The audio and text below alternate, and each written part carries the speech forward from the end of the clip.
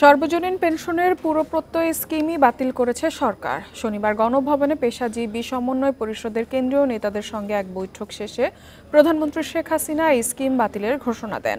প্রিয় নম্বর সেট করে বিকাশে সেন্ড মানি করুন ফ্রি।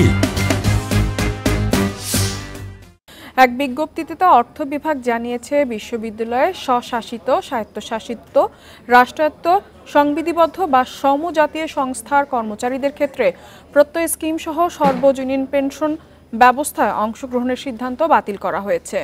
এর আগে অর্থ মন্ত্রণালয় গত 13 মার্চ সরকারি বিশ্ববিদ্যালয়ের শিক্ষক কর্মীসহ রাষ্ট্রায়ত্ত, স্বায়ত্তশাসিত, স্বশাসিত ও বিধিবদ্ধ সংস্থায় নতুন যোগ দেয়া সরকারি চাকরিজীবীদের জন্য প্রত্যয় স্কিম চালু করে। এরপর এই স্কিম থেকে নিজেদের বাদ দিতে আন্দোলন করে আসছিল বাংলাদেশ বিশ্ববিদ্যালয়ের শিক্ষক সমিতি ফেডারেশন।